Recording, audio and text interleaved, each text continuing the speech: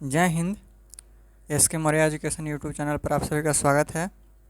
आज हम quadratic equation करेंगे।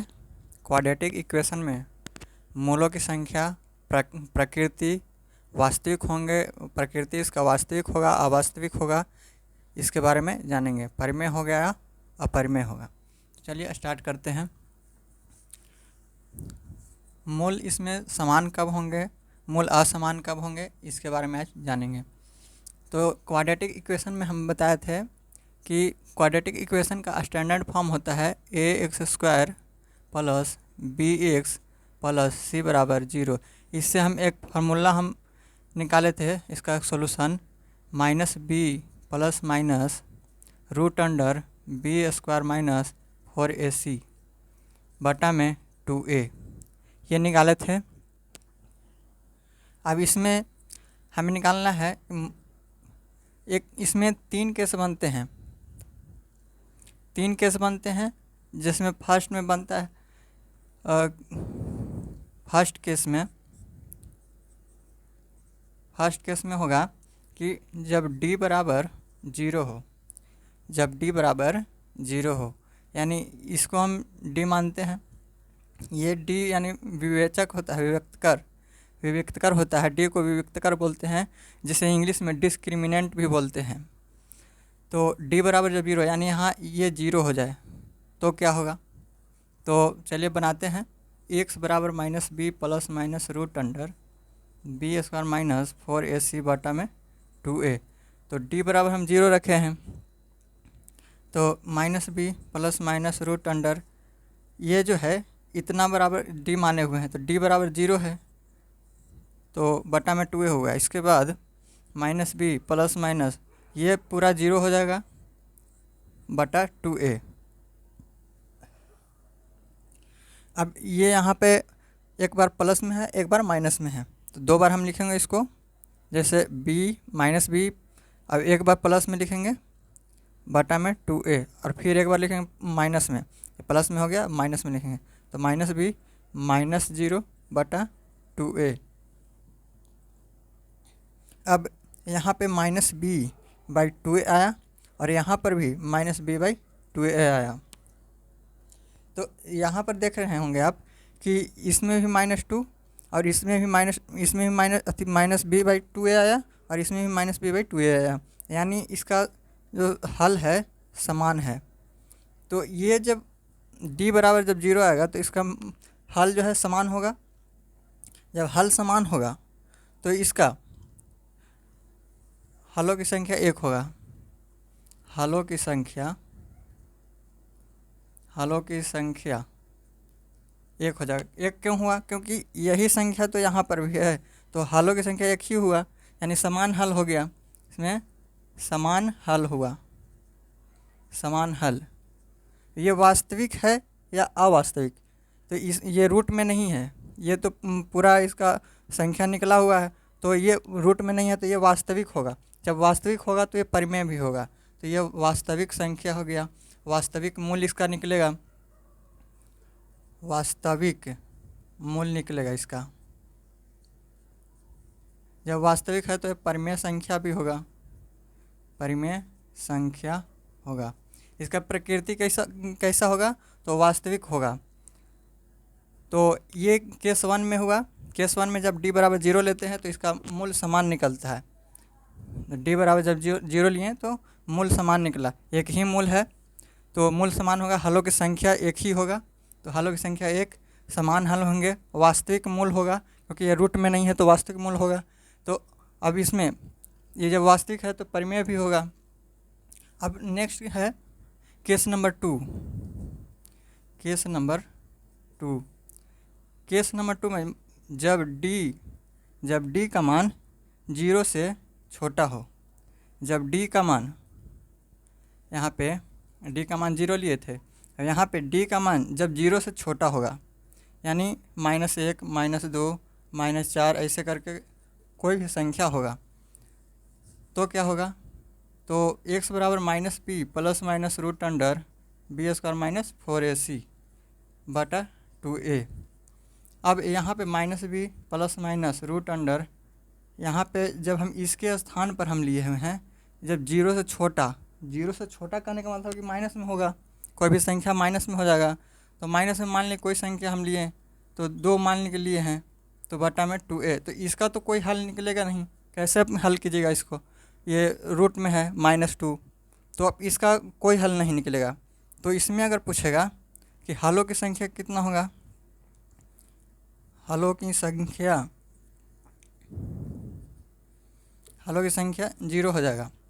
अब ये वास्तविक होगा या अवास्तविक, तो ये निगेटिव में है, ये इसका निगेटिव में है रूट के अंदर, तो ये अवास्तविक हो जाएगा। तो ये अवास्तविक होगा, हलों की संख्या 0 होगा। अब नेक्स्ट है केस नंबर 3। केस नंबर 3 में जब d बराबर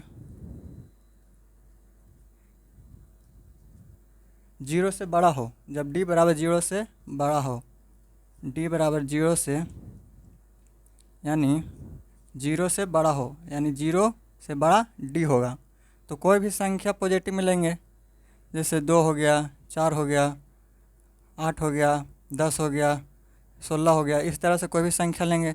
0 से बड़ा है 1 लेंगे, तो 0 से बड़ा है तो d बराबर 0 से बड़ा है। तो इसमें दो मतलब केस बनते हैं, जैसे कि अब d बराबर 0 से बड़ा अगर कोई संख्या लेते हैं तो 2 भी होगा और 4 भी होगा, लेकिन 4 एक पूर्ण वर्ग है और 2 पूर्ण वर्ग नहीं है। तो 4 तो पूर्ण वर्ग है, 2 पूर्ण वर्ग नहीं है। तो जब अगर ये तो रूट में हो जाएगा, मान ली कि x बराबर जो फार्मूला होता है -b plus minus root under b² - 4ac बटा 2a, तो जब d बराबर यहाँ पे अगर रूट में अगर होगा, रूट में जब अगर इसका 2 है संख्या, तो इसका तो कोई रूट निकलेगा, इसका निकलेगा नहीं रूट, तो रूट में ही रह जाएगा। तो जब रूट में रहेगा तो ये तो वास्तविक होगा, ये वास्तविक होगा लेकिन अपरिमेय संख्या हो जाएगा। ये वास्तविक है लेकिन अपरिमेय संख्या होगा। तो चलिए इसमें स्टार्ट करते हैं। जैसे 2 इसमें हो गए, केस नंबर 2 हो जाएगा इसमें, जैसे एक पूर्ण वर्ग हो जाएगा, पूर्ण वर्ग हो जाएगा, अब एक हो जाएगा जब पूर्ण वर्ग नहीं हो, पूर्ण वर्ग नहीं होगा। जब पूर्ण वर्ग होगा तो इसमें देखिए, जब पूर्ण वर्ग होगा यहाँ पे -b plus minus root under b² - 4ac बटा 2a। जब केस नंबर 1 मान लें कि कोई एक 36 संख्या लिए हैं, तो इसका तो पूरा वर्गमूल निकल जाएगा। 36 अगर रूट में है तो इसका तो वर्गमूल निकल जाएगा। मान लें कि यहाँ पे अगर 36 आ गया तो इसका तो निकल जाएगा 6। तो ये तो वास्तविक संख्या हो गया, और वास्तविक संख्या हो गया, और एक प्लस में और एक माइनस में निकलेगा, तो इसमें हल जो है 2 निकलेगा, असमान हल होंगे। तो इसमें तो हो गया असमान हल होंगे, असमान हल होगा। फिर है संख्या वास्तविक होगा, जब रूट निकल जाएगा तो ये परिमेय संख्या भी होगा, ये परिमेय संख्या होगा, ये परिमेय संख्या होगा। और हलों की संख्या 2 होगा, एक प्लस में और एक माइनस में। हलों की संख्या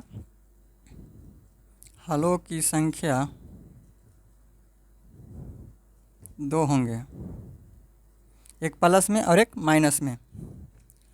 इसमें हम जब ले रहे थे d बराबर 0, तो इसमें एक ही मान के 2 आ जा रहे थे। जैसे x का मान मान ली कि 2 आ रहा है, तो इसमें दोनों उतना ही मान आ जा रहा था। तो ये प्लस में होगा चाहे माइनस में होगा, एक ही मान आ जा रहा था, तो इसलिए इसमें हल होगा एक ही। लेकिन इसमें एक प्लस में आएगा, एक माइनस में आएगा, तो हलों की संख्या यहाँ पे 2 हो जाएगा। अब ये है पूर्ण वर्ग संख्या। जब पूर्ण वर्ग संख्या रहेगा, पूर्ण वर्ग संख्या अगर नहीं रहेगा, पूर्ण वर्ग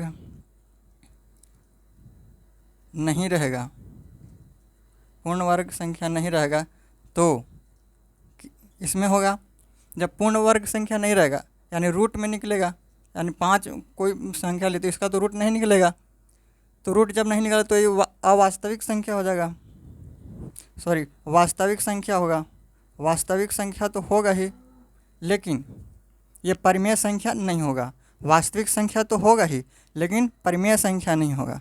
तो ये अपरिमेय हो जाएगा, अपरिमेय। इसका मूल वास्तविक होगा और ये परिमेय हो जाएगा, अपरिमेय संख्या होगा। और मूलों की संख्या 2 ही होंगे, जैसे रूट में ही है, लेकिन 2 इसका एक प्लस में आएगा और एक माइनस में आएगा। तो ये इसका हलों की संख्या 2 हो जाएंगे।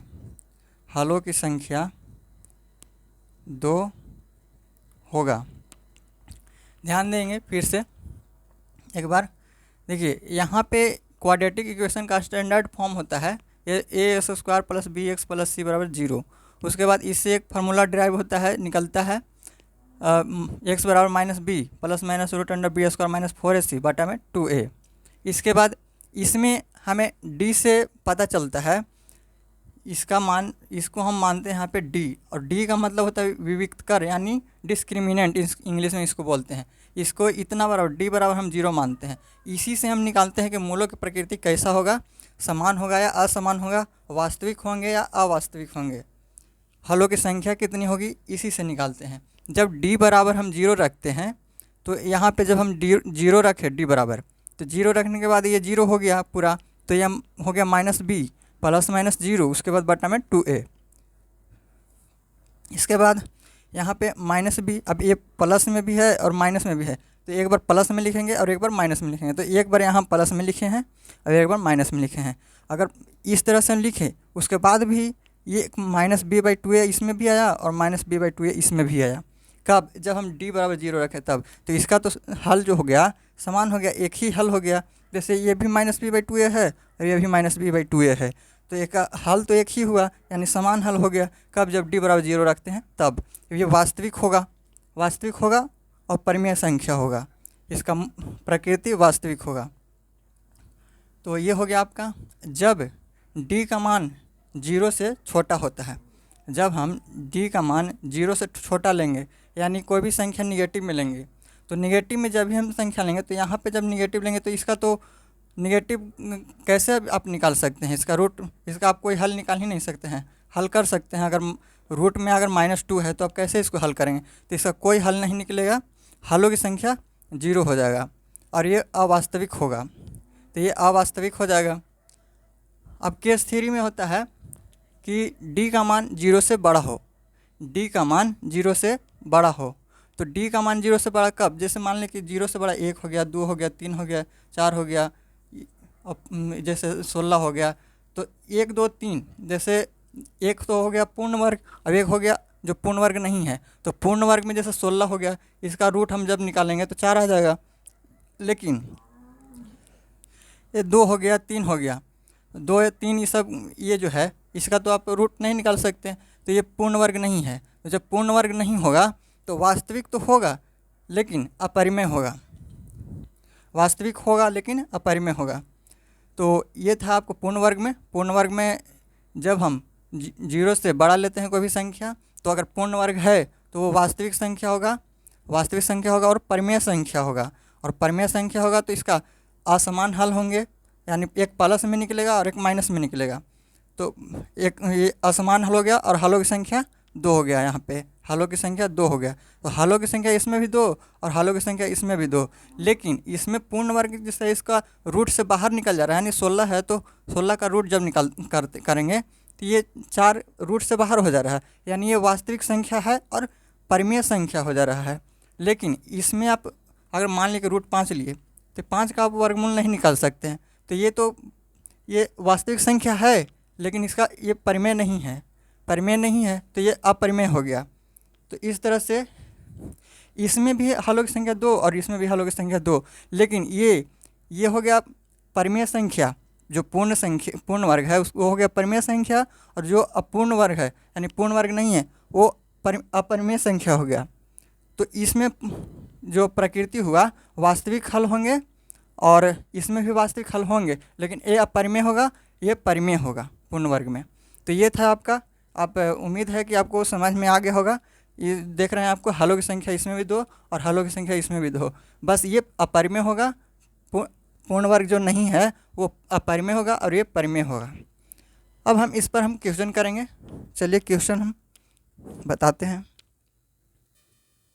क्वेश्चन है द्विघात समीकरण x² प्लस x प्लस 1 बराबर 0 का विविक्तकर क्या होगा। विविक्तकर यानी विविक्तकर मतलब होता है डी यानी डिस्क्रिमिनेंट, डी बराबर b² माइनस 4ac।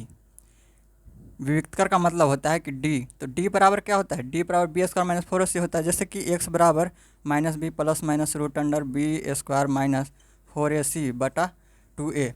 तो इसी को हम जो मानते हैं उसी को तो हम डी कहते हैं, ये जो है इसी को डी बोलते हैं। तो डी बराबर कितना है, b² माइनस 4ac, तो डी बराबर b² माइनस 4ac हम लिखेंगे। यहाँ पे कह रहा है कि विविक्तकर निकालना है, तो विविक्तकर यानी डी निकालना है, तो डी बराबर हम मानते कितना है, b² माइनस 4ac। तो यहाँ पे हम लिखेंगे डी बराबर b² माइनस 4ac। अब देखिए जो इक्वेशन का स्टैंडर्ड फॉर्म होता है क्वाड्रेटिक इक्वेशन का ax² plus bx plus c बराबर 0। अब इसमें देखिए यहाँ पे है x² प्लस x प्लस 1 बराबर 0। अब इसमें a है, इसमें b है और इसमें c है, तो इसमें देखना है कि a b c कौन है। तो इसमें x² के जो गुणांक में होता है वो a होता है, तो यहाँ पे कुछ नहीं तो 1 है। अब ये जो x है, x के गुणांक में जो होता है वो b होता है, यहाँ पे देखें bx है, तो इसके बगल में कुछ नहीं तो 1 है, ठीक। अब ये c जो कांस्टेंट है, तो c यहाँ पे हो जाएगा 1।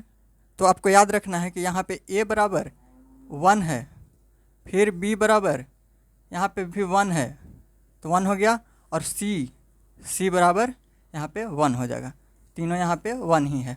तो चलिए यहाँ पे बिठाइए, तो b² बराबर कितना होता है, b के स्थान पर 1 है, तो 1 का स्क्वायर माइनस 4, a के स्थान पर 1 है, c के स्थान पर भी 1 है, तो ये कितना हो जाएगा, ये 1 हो जाएगा माइनस 4, ये गुना कीजिएगा तो 4 ही रहेगा। अब इसको हल कीजिए तो -3, तो ये इसका विविक्तकर हो गया, यानी डी निकला -3। तो ये आपका आंसर है। उम्मीद है आपको समझ में आ गया होगा। नेक्स्ट क्वेश्चन हम लोग देखेंगे। क्वेश्चन है समीकरण ax² plus x plus b बराबर 0 के मूल कब समान होंगे। कह रहा है कि समीकरण ax² plus x plus b बराबर 0 के मूल कब समान होंगे। तो हम बताए थे अभी कि मूल कब समान होते हैं, जब d बराबर हम 0 लेते हैं। जैसे हम अभी बताए थे minus b plus minus root under b² minus 4ac बटा 2a। यहाँ पे हम जब d इसको d मानते हैं तो d बराबर हम 0 लेते हैं, तो इसका मूल समान आ जाता है, एक -b/2a और एक आता है -b/2a, यानी दोनों मूल समान आ जाते हैं। यही एक ही मूल दोनों में आ जाता है, तो ये बराबर जो है मूल आ जाता है इसका। तो कह रहा है कब समान होंगे, तो d बराबर जब 0 लेते हैं तो समान हो जाता है, इसलिए हम यहाँ पे d बराबर 0 लेंगे। और d बराबर होता क्या है, तो d बराबर होता है b² माइनस 4ac बराबर 0।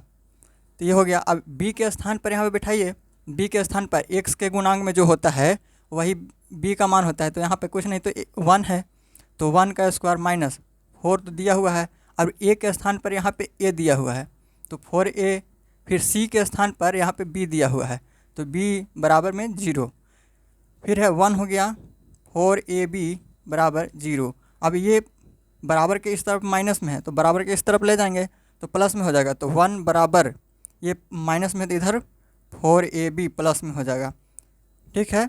इसके बाद अब ये 4 है गुना में, तो इधर लाएंगे तो भाग में हो जाएगा, तो 1/4 बराबर ab, यानी ab का मान आपको 1/4 हुआ। तो ये है कि समीकरण ax² plus x plus b बराबर 0 के मूल कब समान होंगे। तो कब होंगे, तो ab बराबर 1/4 होने पर। तो d बराबर हम जब बराबर होता है मूल समान तो d बराबर 0 लेते हैं। तो यहाँ पे देखिए ab बराबर 1/4 आपका ऑप्शन नंबर 4 में है, ये आपका ab बराबर 1/4। तो ये आपका आंसर था। आज हम इतना ही तक करेंगे क्वेश्चन, क्योंकि वीडियो लंबा हो जाएगा, इसलिए हम नेक्स्ट वीडियो में हम इससे रिलेटेड क्वेश्चन करेंगे। जो कि पार्ट 2 होगा। आपको वीडियो अगर ठीक लगा है तो लाइक कीजिए, सब्सक्राइब कीजिए और शेयर कीजिए। Thank you. जय हिंद।